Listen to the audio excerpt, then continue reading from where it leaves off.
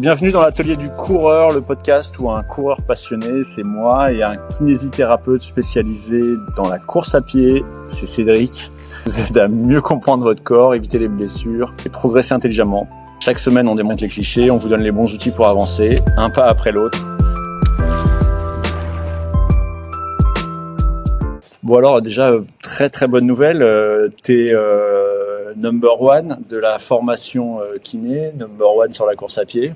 Ouais, on a appris ça cette semaine, c'est une super satisfaction puisque bon, on a quand même des beaux challengers en face. Donc là, d'être un, ouais, c'était un peu une surprise pour moi, mais bon, comme quoi, si on cumule l'e-learning et le présentiel, bah c'est plutôt bien. Puis bah merci à tous ceux qui sont venus. C'est surtout grâce à vous, hein. Sans vous, on serait pas là. Donc super, très heureux de ça. Et ouais, toute nouvelle formation qui arrive, ouverte à l'inscription depuis, je crois, une semaine. On a déjà pas mal d'inscrits. Ouais. Et On lance un nouvel e-learning donc avec l'INK sur pathologie du coureur. Vraiment l'idée c'est de se remettre au goût du jour, au goût de 2025. Donc on a pris les dernières publis, les derniers trucs techniques, tactiques, les dernières idées qu'on a sur les coureurs. On essaie de tout mettre dedans. On a refait un peu toute la formation. Alors ce sera un format forcément en e-learning. On est un petit peu court, mais on va focaliser sur 4-5 grosses pathologies. On va revoir un peu les essentiels, les données de la science.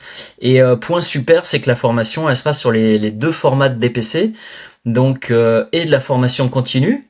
Et de l'EPP, de l'évaluation de pratique professionnelle, parce que on doit valider ces deux trucs-là au cours d'un double cycle triennal. Donc sur 6 ans, on doit au moins valider une FC, au moins valider une EPP. Donc là, on va dire que rien que sur coureur, on doit répondre aux problématiques de tout le monde. Donc c'est cool, c'est un vrai projet.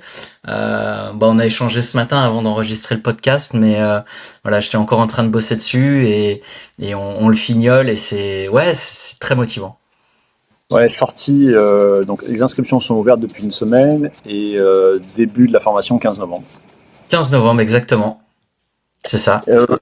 Aujourd'hui, on fait un spécial trail. Donc le trail, c'est bon, il n'y a pas de nouvelle, hein, c'est la course en montagne. Surtout, ce qui est important pour nous, c'est que ça a le vent en poupe, ça fonctionne de plus en plus. Je crois qu'il y a plus de trail que de courses sur route aujourd'hui. Il y a un nombre de pratiquants qui est dingue, et donc on fait un épisode spécial pour parler de cette nouvelle forme de course, ce nouveau hobby qui passionne beaucoup de gens. Ouais. Alors j'avais pas ces chiffres de savoir qu'il y avait plus de trails aujourd'hui que de courses sur route qui s'organisaient. Mais c'est vrai que c'est une sensation qu'on a, ouais, en tout cas d'avoir de plus en plus de gens qui pratiquent.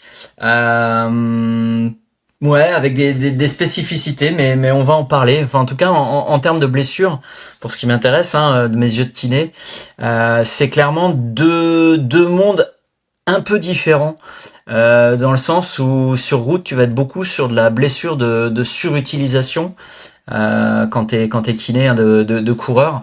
Donc ça peut être des syndromes fémoro-patellaires, des tendinopathies d'Achille, des bandelettes iliotibiales. Là où en trail, finalement, quand on regarde les stats des blessures, alors on a beaucoup de petites lésions cutanées. Ça c'est un truc, hein, dont on parle aussi sur les formations présentielles au passage, parce qu'après tout, le kiné il est aussi confronté à ça quand il est sur le terrain. Donc les lésions cutanées, on a aussi beaucoup de lésions gastriques. Bon, ça nous concerne un petit peu moins. On a la gestion finalement de ces efforts qui sont très très longs. Sur les gens qui partent en trail, la finalité c'est de se dépasser et d'approcher de plus en plus l'ultra trail. Alors ce sera peut-être pas donné à tout le monde. On a quand même beaucoup de gens qui s'essayent à des courses de 60, 70, 80 km. Ce qui est pas anodin. Il y a ne serait-ce que 10-15 ans, quand tu parlais aux gens, le marathon c'était vraiment un graal. Il y avait ceux qui l'avaient fait, l'élite, et puis la plèbe du running qui rêvait peut-être un jour en secret d'aller jusqu'au marathon. Donc là on a des gens qui vont sur des distances au double, au triple, au quadruple de ça. Et beaucoup de traumatologie qu'on n'a pas sur on court sur route d'entorse de cheville, de temps en temps des entorses de genoux. Alors ça peut être sur les collatéraux, ou carrément des fois des croisés. Ça arrive aussi. Donc voilà, c'est des prises en charge un petit peu différentes, mais c'est challengeant et stimulant. Et tu vois, les Parisiens, ils s'entraînent, ils font des allers-retours à Montmartre, ils font les marches dans tous les sens, à côté du funiculaire, ils font des tours partout. Bon, Ouais. Bah, pourquoi pas. tu sais, j'ai mon terrain de jeu à côté de chez moi, qui est le parc de Noisiel, qui est là où ils organisaient l'Oxytrail, qui était un grand trail de région parisienne avec un dénivelé, je crois astronomique. On était autour de 180, 200, 300 mètres peut-être grand maximum. Mais bon, clairement, le truc se passait en bord de Marne avec une ou deux petites collines à monter. Et puis voilà. Mais bon, on peut faire du trail. Trail, c'est pas forcément avoir des gros dénivelés. Alors ça peut être sympa ou pas. Mais en tout cas, c'est de courir en nature et ouais, ça c'est bien. Ça c'est bien. Alors je sais pas si Montmartre est assez en nature pour ça, mais bon, on peut On peut-être s'en- s'entraîner pour le trail. Il y en a qui s'en sortent bien en s'entraînant à Paris et qui arrivent à être pas mauvais. Et en discutant avec un collègue qui avait fait l'UTMB, je dis mais comment tu fais pour courir autant de bornes? C'est pas possible, moi j'y arriverai jamais. Et il me dit non mais c'est pas plus dur qu'un marathon, tu marches beaucoup, c'est pas si dur. Enfin, et moi je disais j'y arriverai jamais, j'y arriverai jamais. Et il me dit mais non, tu sais c'est pas plus dur. Ouais, il me dit tu fais beaucoup de marches quoi, tu fais beaucoup de. Je pense que pour les gens qui sont dans des temps très moyens, ça ressemble un peu à de la randonnée. Ouais, c'est de la randonnée très améliorée. Les mauvaises langues diront que c'est pas de la course à pied parce qu'on court pas tant que ça. C'est une autre façon de voir la course à pied. C'est un autre univers à mon avis. Ce qui du coup nous amène aussi en pathologie, enfin voilà, on l'a vu sur des pathologies différentes. Il y a une gestion très différente. Moi, il y a un truc quand on a des patients trailers au cabinet. Quand t'as un coureur sur route, il a un peu une foulée type. Alors sa foulée, elle peut évoluer, il y a plein de paramètres. La fatigue va la faire évoluer, entre autres, la vitesse. Mais quand t'es en trail, t'as nettement moins dans les blessures cette notion de foulée, parce qu'en fait ta foulée elle va changer en permanence. C'est-à-dire qu'à un moment tu vas courir un peu plus vite, à un moment tu vas courir un peu plus lentement, donc déjà ta foulée va pas être la même. À un moment tu vas être en montée, à un moment tu vas être en descente, à un moment tu vas être sur un sol qui va être un peu plus dur, tu vas être sur un sol qui va être un peu plus mou, tu vas avoir une notion de fatigue. Tous ces critères-là te font énormément évoluer ta foulée. Le bon côté, c'est qu'en fait, quand tu es sur route, alors ta foulée change aussi un peu, mais la variabilité que tu as dans ta foulée, elle est quand même moindre. Donc tu vas finalement solliciter toujours un petit peu les mêmes tissus. Et t'es plus à risque du coup de te blesser à tel ou tel endroit. Quand t'es en trail, bah finalement, comme un coup tu vas être en attaque talon, un coup tu vas être mi-pied, un coup ta cadence elle va monter, elle risque de redescendre. Ils avaient étudié la foulée de Jornet, un petit ultra trailer qui tourne pas trop mal. Il avait étudié sa foulée, je sais plus sur quelle course, alors peut-être l'UTMB justement, et il s'était rendu compte qu'en fait il a une capacité à modifier sa foulée, mais c'est sûrement un truc qu'on retrouve chez quasi tout le monde. Mais il modifie sa foulée en fait en permanence. Sa foulée, elle s'adapte à toutes les situations, à toutes les conditions. Et du coup, t'as moins cet aspect répétition sur chaque mouvement. Parce qu'un coup, tu vas solliciter le genou, un coup, tu vas solliciter la cheville, un coup, peut-être un peu plus la hanche, un coup, plutôt le tendon d'Achille. Donc, du coup, chaque structure est sollicitée un petit peu moins souvent, un petit peu moins longtemps. Et ça, c'est plutôt bénéfique pour les blessures de surutilisation. Et il me semble, hein, moi j'en fais pas beaucoup, mais il me semble qu'on m'avait dit en montée, tu fais des petites foulées, je sais plus ce qu'il y a, il y avait des conseils. Enfin, tu vois, Ouais, tu fais de la fréquence, tu mets moins de fréquence quand c'est je sais pas quoi. c'est ça, ouais. Ta cadence, elle peut changer. Alors, elle peut, en sachant que quand elle change, c'est pas forcément bénéfique pour nous, parce qu'ils se sont rendus compte que plus tu changes ta cadence, et plus ta consommation en oxygène va augmenter. Donc, c'est un indicateur de ta performance. Donc, l'idéal, c'est d'essayer de garder techniquement un peu cette même cadence. Mais du coup, forcément, quand tu es en montée, ta vitesse va diminuer. Donc, comme on va dire, le nombre de pas par minute reste le même, forcément, la longueur de chaque pas va diminuer pour s'adapter. Donc, tu vas avoir des pas qui vont être très très courts. En montée, t'as très très très forte chance que tu passes en attaque sur l'avant du pied. Parce que mécaniquement, c'est compliqué d'aller chercher le talon, sauf si tu marches. Mais si tu cours ou si tu trottines un peu en montée, tu as plus de chance. Et inversement, en descente, ben souvent ta cadence peut rester la même, ou en tout cas elle devrait. Mais du coup, ben, comme tu vas aller un peu plus vite, tes pas vont s'allonger, donc tu vas faire des pas beaucoup plus longs. Tu as plus de chances d'attaquer par le talon, de mettre plus de contraintes sur ton genou, de mettre plus de contraintes sur ta hanche, plus de contraintes pourquoi pas sur ton tibia. Quand tu vas poser ton pied très en avant de toi, ce qu'on appelle du talonnage antérieur, que les Anglais appellent ça de l'overstride. Du coup, quand tu as une attaque du pied où ton pied part très loin devant, avec un genou qui arrive complètement tendu, une belle attaque talon, ben en fait ton tibia il se retrouve entre les deux et ton tibia il va un petit peu plier à chaque mouvement. Alors ça paraît toujours surprenant quand on dit ça, on a l'impression qu'un os c'est solide.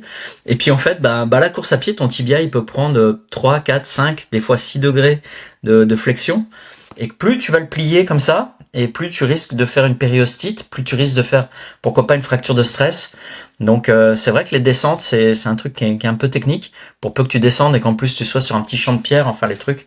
Bon, on voit que les meilleurs arrivent aussi à finir en roulé-boulé, et voilà, bon, ça c'est des trucs qui sont des fois un peu moins rigolos. Enfin, expérience perso, j'avais fait la Saint-Élion il y a quelques années, et on s'était retrouvé pleine nuit, vraiment au moment où on est dans le dur. T'as une grande descente juste avant un ravito, je sais plus lequel, enfin on monte, on a l'espèce de phare ou je sais plus quoi là, de grande antenne, et dans la foulée t'as une descente, puis cette année-là il devait faire -15 à peu près, -8 au départ, -15 ressenti.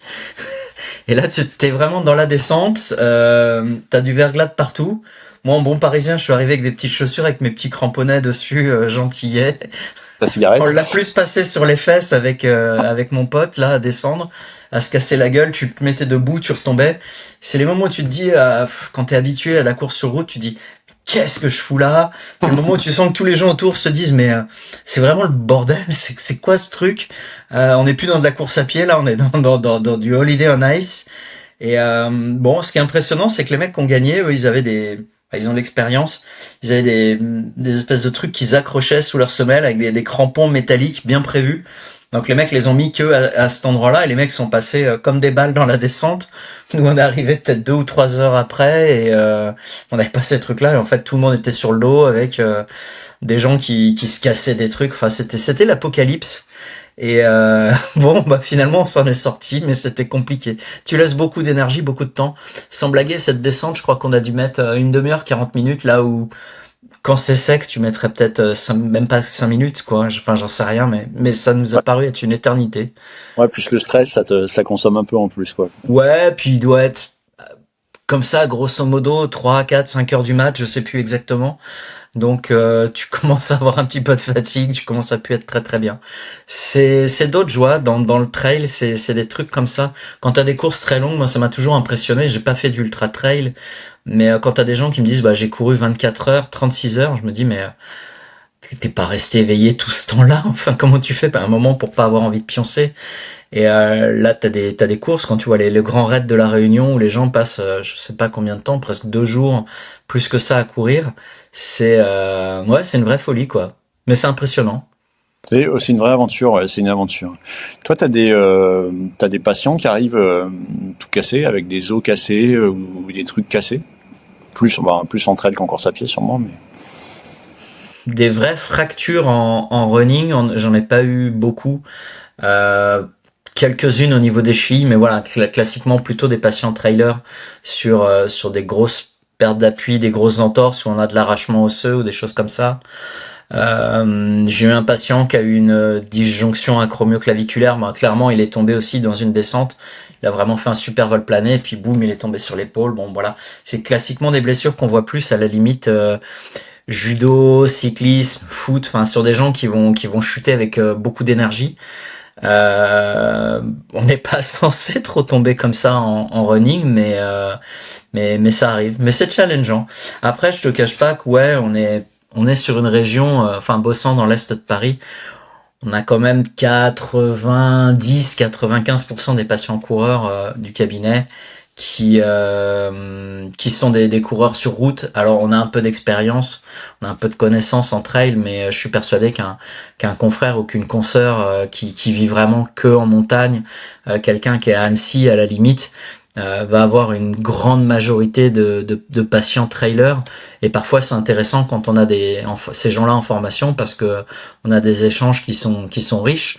j'ai forcément du bagage si je suis à mon poste, mais eux, ils ont de l'expérience pratique derrière qui est toujours enrichissante pour un groupe, quoi. C'est le plus important d'avoir des groupes qui vivent quand on est en formation, où les gens échangent et partagent aussi. C'est pas moi qui raconte la sainte parole, enfin, j'ai des trucs à amener et puis après, c'est bien que tout le monde parle, discute, quoi. Et dans les différences entre un trailer et un coureur sur route ou sur plat, au niveau physiquement, ils ont l'air plus Ouais, costauds. Au niveau ouais, ouais, tête, clairement, on n'est pas tout à fait sur les mêmes morphologies, je trouve. J'ai tendance à dire que les coureurs sur route, ils ont des ischios qui sont bien béton, parce que c'est le muscle de la vitesse. Par contre, ils ont souvent des quadriceps. Voilà, alors là, je parle vraiment en expérience perso. Hein, il y a toujours quelqu'un qui va peut-être me sortir une étude ou des groupes différents, mais dans mon biais de sélection, de ce que je vois, moi, j'ai souvent des gens qui ont des quadriceps qui sont pas si balèzes que ça. Par contre, des ischios bien développés. À l'inverse des patients trailers qu'on peut voir, souvent les gars ont des quadriceps mais en béton, vraiment hyper bien dessinés, hyper massifs. Il y a vraiment un steak là énorme si jamais on est perdu avec eux en montagne un jour. Mais à la limite, ils ont aussi un très très bon équilibre, des chevilles qui ont une proprioception énorme. Mais voilà, c'est un peu des profils assez différents. Souvent, ils peuvent être aussi un petit peu plus lourds. Là où le gars vraiment qui est spécialiste sur route va être plus sec. Souvent très très léger, très fin. Et à la limite un petit peu, je dirais, il se rapproche plus d'un pistard, quoi. Tu vois, d'un gars qui est très très costaud, très musculeux, finalement. Il y a, voilà, ils seront plus proches du pistard, qui vont être du mec qui fait un marathon, quoi. tu dirais à quelqu'un qui veut faire plus de trail de faire un renforcement différent, plus de haut du corps, plus de bras, plus d'abdos, plus de dos. Et est-ce que parce qu'il y a cette histoire de bâton, est-ce que tu lui conseillerais aussi d'être plus souple qu'un coureur sur route, ou c'est pas si grave que ça? Plus souple, pas forcément, parce que je pense que les mecs sur des efforts très très très longs, je suis pas sûr qu'ils soient très très souples quand même. Pas être comme quoi, Mais après, par contre, en renforcement, alors j'irais bétonner beaucoup plus les quadriceps, j'irais travailler beaucoup plus le membre inférieur, ça y a pas de problème. Dans l'absolu, travailler le haut du corps, je le ferais sur tout le monde. Après, alors c'est intéressant que tu parles des bâtons, ça c'est aussi un petit mythe hein, qu'on a dans la course à pied, dans le trail. C'est que souvent les gens se disent, bah ouais, si t'es un peu faible au niveau des jambes, s'il y a des dénivelés, bah tu prends les bâtons et puis tu vas y aller, ça va t'aider beaucoup. Mais en fait, l'énergie que tu consommes au niveau des bras, au niveau des bâtons, finalement, bah c'est de l'énergie que tu mets pas dans tes jambes. Et en fait, ça s'équilibre. Alors ça peut te permettre de soulager un petit peu tes jambes sur une phase un peu difficile. Mais le soulagement, il est pas forcément tant que ça. Par contre, en termes d'équilibre, ça peut effectivement être un peu plus. Après, t'as beaucoup de courses où le bâton est un peu obligatoire. Et je pense que t'as beaucoup d'élites qui s'en servent très très peu. Ils les ont sur eux.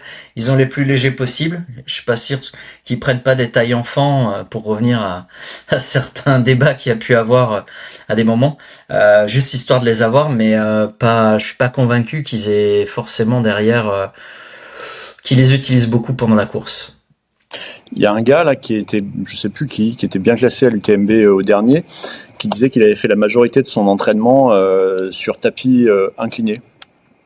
Ouais, pourquoi pas. Ça C'est peut être une marrant, hein. bonne solution. Alors après, du coup, il va travailler surtout la montée et très peu la descente, Ah ouais. alors que la descente est souvent assez stressante hein, pour un trailer physiquement, parce que tu travailles en excentrique, c'est-à-dire que le moment où ton muscle va vraiment faire un frein. Et musculairement, c'est plus de tension dans le muscle, c'est plus de tension dans le tendon. Donc ça, c'est plus difficile à appréhender. Et au niveau du système nerveux, travailler en excentrique. Visiblement, ils ont montré qu'il y a en tout cas une utilisation un peu accrue du système nerveux et on peut avoir une fatigabilité un petit peu de ce côté-là et du coup on pourrait avoir un contrôle moteur qui pourrait être un petit peu moins bon. Bon ça il y a eu des travaux un petit peu là-dessus donc à la limite l'idéal serait peut-être aussi qu'ils s'entraînent quand même peut-être plus en descente qu'en montée. Enfin c'est deux séquences très différentes qu'il faut réussir à travailler et travailler beaucoup. Même si je pense que certains focalisent beaucoup, même quand ils font des séances de côte, sur la partie montée et pas forcément sur la partie descente, alors que sur un trail, À partir du moment où t'es monté, c'est comme un manège Disney, hein, il va falloir que tu redescendes aussi derrière et autant s'entraîner pour ces deux phases. Ouais, puis c'est là où tu gagnes plus de temps en descente qu'en montée, quoi. Je pense que Alors, tu dois en gagner dans les deux, mais ouais, c'est. est-ce qu'on se blesse moins en trail? Je suis pas sûr qu'on se blesse moins. J'ai sorti une stat, je crois. Il me semble qu'on est sur une blessure toutes les 800, 1000 heures d'entraînement. Ça, c'est une stat qui existe en trail. Alors ça, très général, hein, c'est toujours un peu approximatif ces trucs-là. Là où sur route, a priori, si on reprend les chiffres, on était à environ 70 blessures tous les 1000 heures d'entraînement. Pour quelqu'un qui s'entraîne 1 heure par semaine, si tu t'entraînes 2 heures par semaine, je crois que tu tombes autour de 30-35 heures. Et si tu t'entraînes 3 heures par semaine, tu redivises encore tout ça pour tomber genre sur 10 blessures pour 1000 heures. Donc finalement, si on reprend ces chiffres, on se blesse peut-être un petit peu moins en trail que dans certaines situations. En fait, je pense que là où on se blesse le moins, c'est toujours quelqu'un qui s'entraîne assez peu et en tout cas qui va s'entraîner typiquement le coureur du dimanche, peu importe qu'il court dimanche ou un autre jour, mais le gars qui fait qu'une heure d'entraînement dans la semaine, c'est lui qui est le plus à risque de blessure. Ça, ils avaient montré, hein, à chaque fois que tu doubles ton volume d'entraînement, t'avais quand même une diminution, tu divisais pratiquement par 2 ou 3 ton risque de blessure. Donc ça, c'est plutôt des chiffres qui sont intéressants et qu'il faut garder en tête. Que des fois, ce qui marche bien sur nos patients, c'est qu'au lieu de faire une séance par semaine, mettons d'1 heure, bah vaut mieux faire 2 séances de 40 minutes. Finalement, tu cours plus longtemps, mais tu répartis mieux ta charge dans la semaine. Quand tu t'entraînes une fois le dimanche, bah tu t'entraînes, tu mets une grosse charge, et puis après, pendant plusieurs jours, tu te déconditionnes progressivement, et ensuite tu te remets une grosse charge. Alors que si tu répartis 2-3 séances dans la semaine, tu te déconditionnes jamais, ou au contraire, tu te reconditionnes un peu d'une séance sur l'autre, et c'est toujours un petit peu bénéfique, quoi. Ouais, c'est comme ça, hein, tu vois, je suis pas kiné du tout, mais on se dit que on chope moins de TFL quand on fait du trail que quand on fait tout le temps le même tour partout, quoi. Alors bah là, oui et non, parce que justement le TFL, c'est vraiment typiquement une pathologie de descente de côte. Parce que bah, quand t'es en côte, quand t'es en descente, tu vas avoir une ouverture de hanche, c'est-à-dire que bah, tu vas partir en extension, ta hanche elle va partir vers l'arrière. Là, tu vas tirer sur un petit muscle qui s'appelle le tenseur du fascial lataque qui est devant ta hanche, et que ce petit muscle, bah, il va mettre beaucoup de traction sur ta bandelette iliotibiale, et du coup, tu vas augmenter un peu les contraintes. D'accord. En trail, c'est pareil, en descente, t'as tendance à parfois ralentir un peu ta cadence, tu fais des très grands pas, et la cadence, c'est aussi un truc où, bah, du coup, comme tu fais moins de pas par minute, le temps que à chaque pas, ton pied il va passer plus de temps au sol, et ce temps, bah, c'est de la compression, et du coup, ça permet plus de compression, plus de douleur au niveau de la bandelette. Donc en fait, alors, en montée, tu vas être très bien sur ta bandelette iliotibiale, ta hanche sera en flexion, tu auras peu de traction sur tout ça. Par contre, quand tu es en descente, tu vas avoir beaucoup plus de traction et beaucoup plus de douleur. Donc là, par contre, typiquement, oui, c'est une pathologie où il faut mettre les gens sur un tapis, il faut les mettre en montée, et puis tu les laisses un petit peu tranquilles, quoi. D'accord. Je croyais que c'était bon, c'est pas grave. Je croyais que c'était les petites foulées qui faisaient ça et le fait de faire tout le temps la même chose, ou d'être trop lent et de faire tout le temps le Ouais, même. pas forcément. Au contraire, à la limite, ça pourrait. Alors, faire tout le temps la même chose, c'est pas top.